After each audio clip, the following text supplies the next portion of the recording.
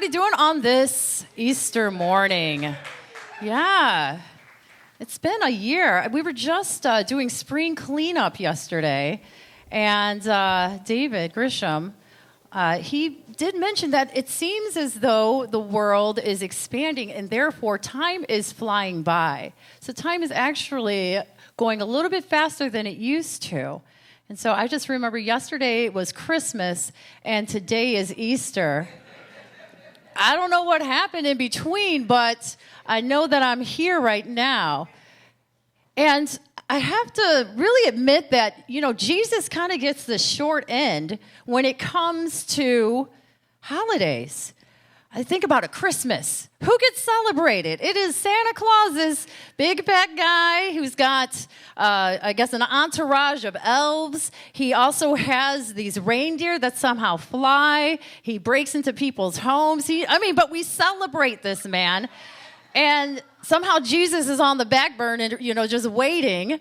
And then there's Easter, this bunny that goes around. First of all, bunnies don't even lay eggs, do they? No, chickens. Chickens and goose or geese. They're the ones that are laying the eggs. Yet we have a bunny going around with colorful eggs. Who he's getting these eggs from, I don't even know. But we're forgetting about this wonderful life of Jesus instead. This is why we celebrate. For some reason, the human intellect commercializes this season every time. So for Christmas, we're talking about the gifts of Christmas. Thank you, Don. You can just put it right there. We're talking about, what we're going to get or give or what have you, instead of talking about life and life everlasting.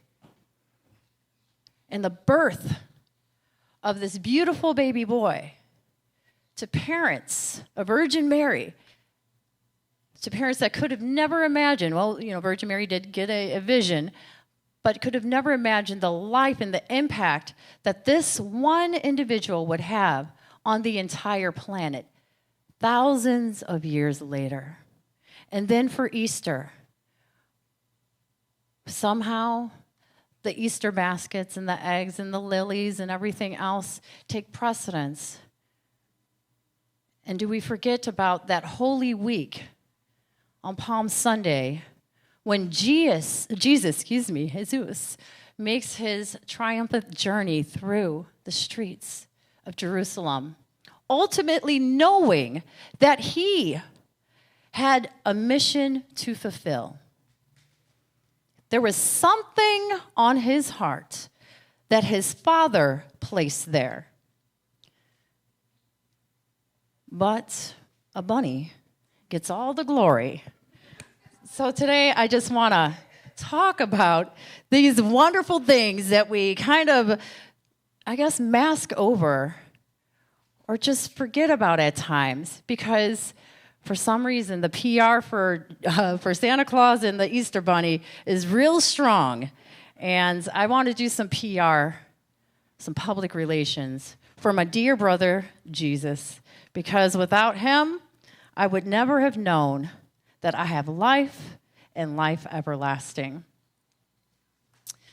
So when we think about this story of Jesus, we go to the Bible, and I always tell everyone the Bible has anything and everything that you could ever possibly have happen in your life. I promise you, the Bible will tell you how to get through it, will tell you what's going on in consciousness, will give you reassurance and faith that God is always with you. Those 7,000 plus promises in the Bible do not go void when you place them on your heart. Now, I don't want to take away from the joy and the celebration from the kids and, leave out the Easter Bunny and for Christmas, leave out Santa Claus. But I believe there's a deeper impact that if we all come together and have this realization of the life, the birth, the life, the crucifixion, and also the resurrection of the Christ, if we can come to the realization of what that actually means for us, this world would be a better place, a different place. Now, I'm not here to beat the drum. There's every church here on this island, probably across the United States, is talking about Christ is risen. We just sung a song, Christ the Lord is risen in me. But I think Jesus wanted us to take his life, his ministry, into 3 different points. First of all, we have to have this intimate connection with the Father, as he called him. So we have to prioritize God. Then we must personalize the message of Jesus. And finally, personify the Christ within. Because what does it even mean that Christ the Lord is risen in me? We can sing it, but can we actualize it in our experience? And besides the holidays, we should be attempting to do this every single day. That is the call. We are here to prioritize God. I know that there's jobs out there, there's children, there's grandchildren, there's the beach, there's all of these wonderful distractions when it comes to prioritizing God in our life. I have many myself. I love to just hang out, maybe go on Instagram or something like that.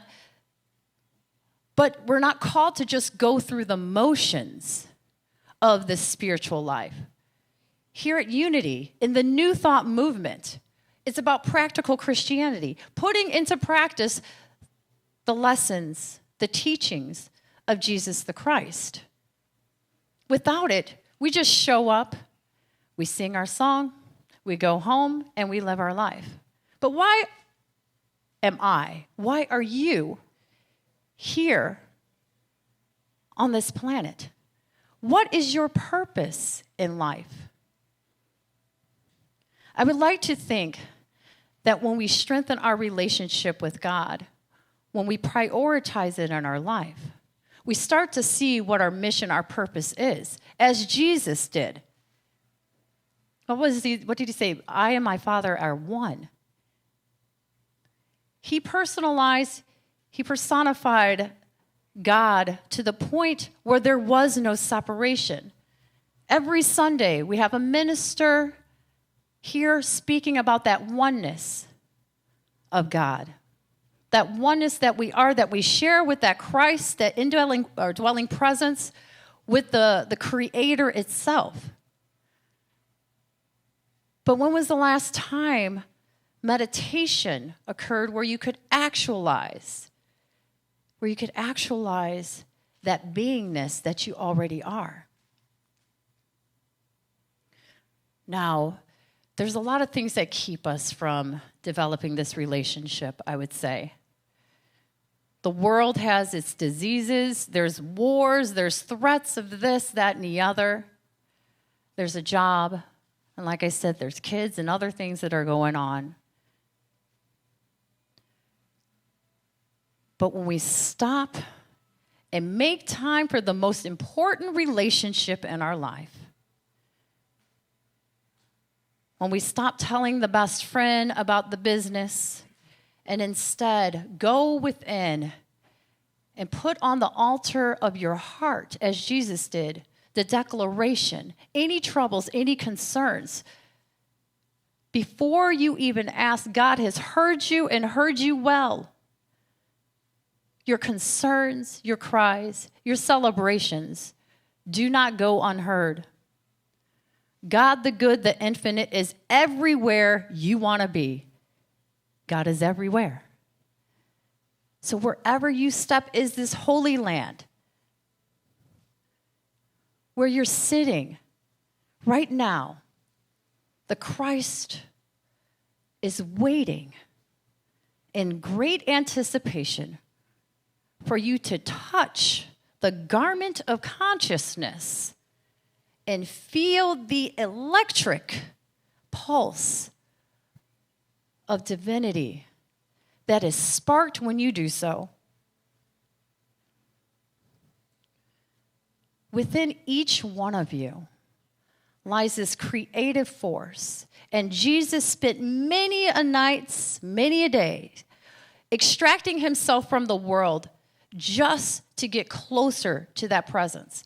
I sometimes wonder if Jesus were here right now, had an Instagram account, a Facebook account, whatever social media you go on, would things be different? Would he have spent the time or circulated the time to develop this relationship with God? Many of us are on our phones constantly, and I am, so this is what I did last night, okay? So I wanted to know, my iPhone tracks what I do. I don't know if everybody's iPhone does that, but I know mine does. And here's a breakdown of this past week. I circulated 13 hours to text messages, 13. It showed me I had 743 text messages that I responded to or sent out or what have you. 743, 13 hours, my gosh. 4 hours, and this is on my phone just alone, not on this laptop. 4 hours were dedicated to web searches, to Googling whatever I wanted to Google, maybe doing some online shopping or what have you. And 3 hours and 15 minutes I sat in front of a social media page and browsed everybody's stories. And that's just the top 3. There was probably like 20 other apps that calculated the time that I spent on it. That is almost 24 hours just with those top 3 apps, or those top 3 things.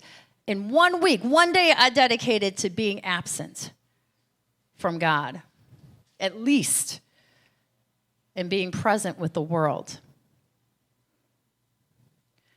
And going back and thinking, well, would Jesus still have made the Father a priority in his life if he had these distractions? And I'm sure during the time there were plenty of distractions. There were gossip, about the town and everything else.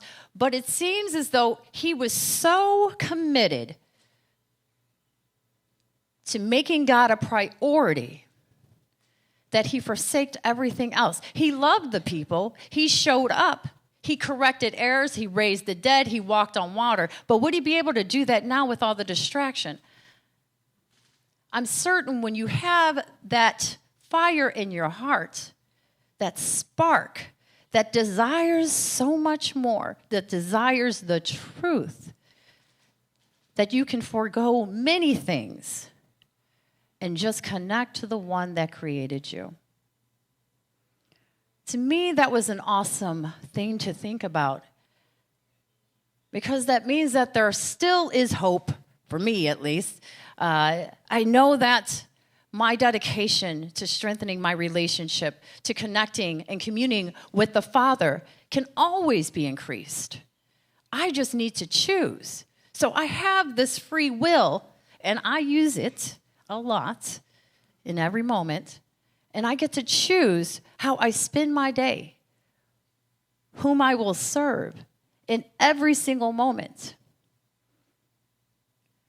And I noticed, last night was the first time that I actually stopped and looked at that app, the productivity app for those that have an iPhone, and realized that I could be circulating my free time a lot differently. What was my priority? And I'm going to ask this, what is your priority? Are we on the phone, gossiping with our friends? Are we in meditation, in prayer, in contemplation? You don't have to answer. You know the truth, and I know the truth for myself. But the real question is, could you do and connect? Could you do more for the love of God? For the love of God, oh yeah. And could you connect more for that same love? For the Father and you are one. There's no mistaking about it. There are no accidents. You are on purpose. You have a divine call within you. And ultimately, I think that was Jesus' message. That there is always room, more room in your life And when we do, he demonstrated, when we make God a priority, he demonstrated the miracles that follow, the miraculous things that happen, the walking on water. It is not difficult to do, apparently, but it requires that you dedicate that part of your mind that is still distracted and still in and of this world. It requires you to rededicate it. Whatever you've given, take it back from the world and give it to God. And I said it was probably easy. I'm just thinking, probably not. Just thinking about how each one of us, we have the same mission. We may look different. The skin color may be different. The language, the experiences growing up. But we're here, ultimately, the paths converge to the one true God.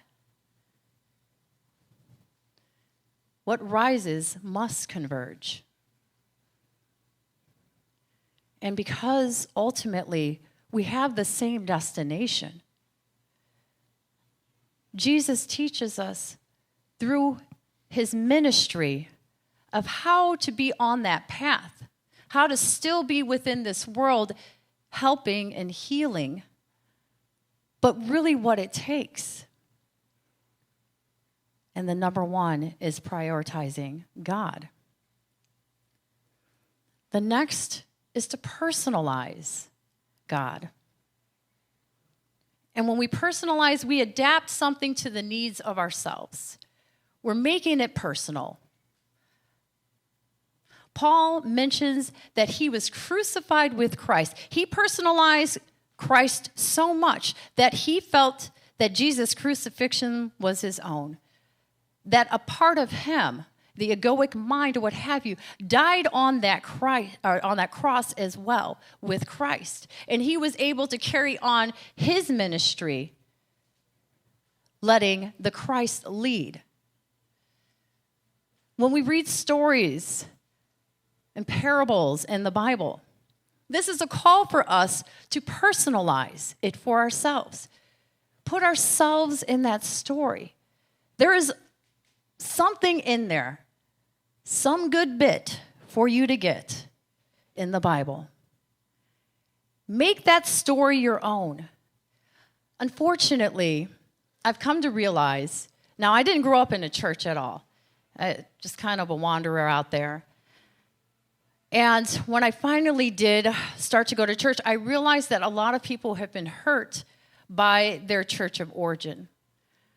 Some people can't even hear the name Jesus or Christ without some type of reaction happening to them because man has weaponized what should have been a miracle in life. We're asking each one of you, when you come and you study these teachings, to throw away the things of yesterday, to be ye transformed by the renewing of your mind, to get a new idea, catch it. A new thought about Jesus, about the teachings in the Bible.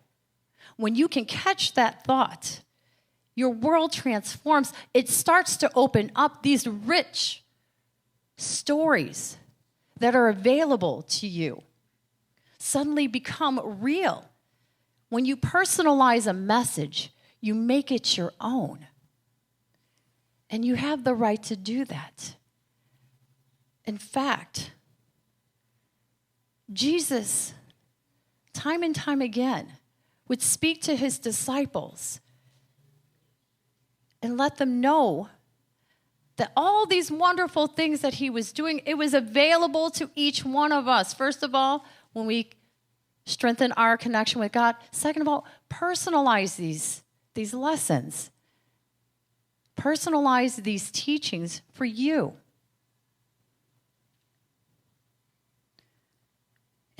That may mean that there's a crucifixion that may need to happen within you. There may need to be a crossing out of error. That's what a crucifixion is. Just the crossing out of outworn ideas. of the consciousness that no longer serves you, when you finally make a dedication to the one true spirit, to that one entity, universal mind, it makes a dedication to you. Well, first of all, its dedication never wavered. But now there's this actualization that you are on the path to it. There's harmony that develops in the life when we personalize these lessons. And finally, we're called to personify the Christ, to be the example of. There are times when I show up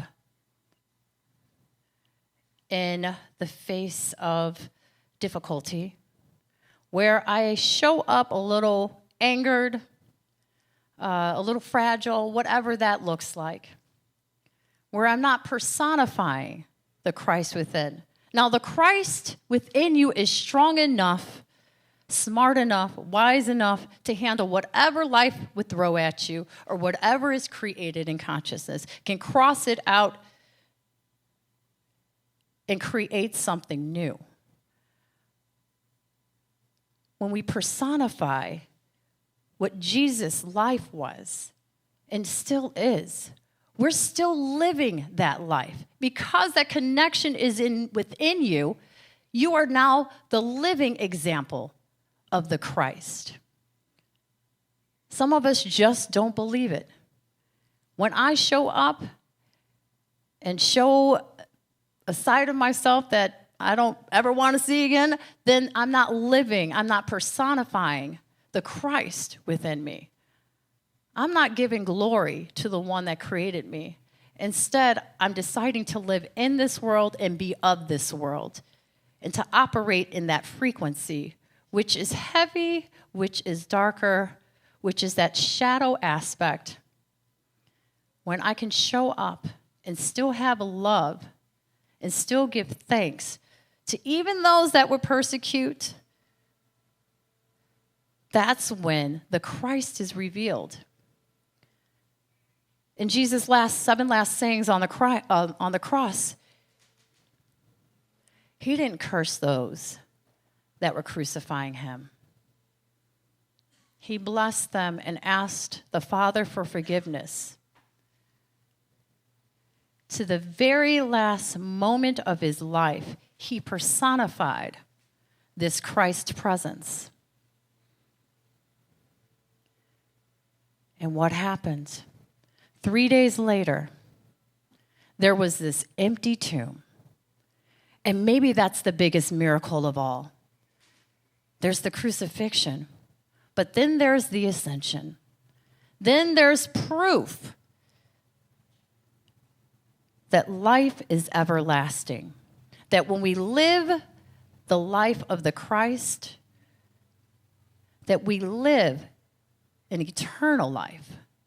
That our connection with God will make sure that the body is never entombed in anything, that death has no hold on what God created. It's not death that is the last thing to overcome. It's fear of death. That'll dwindle your spirit. That'll dwindle everything within you more than death itself. Jesus showed us that we do not need to be afraid, that God is always present within us, that the empty tomb held nothing, that he ascended to be one with his Father, and before he left, he actualized a spiritual body to show the world, be not afraid, for I am with you forever and always. Isn't it amazing? The life of Jesus. Let us live in amazement and in awe of all that he has done for us. And we now take this amazing moment and bring it into our hearts, closing the outer eye, relaxing and knowing that Jesus' life, the lesson and the miracle, is alive and well within each one of us. We connect to this abiding presence. We rededicate ourselves, prioritizing, personalizing, and personifying the Godhead that is, the Christ presence within. We give great thanks that the lesson is not lost and that the Christ is within us forever. Let us take this into the silence.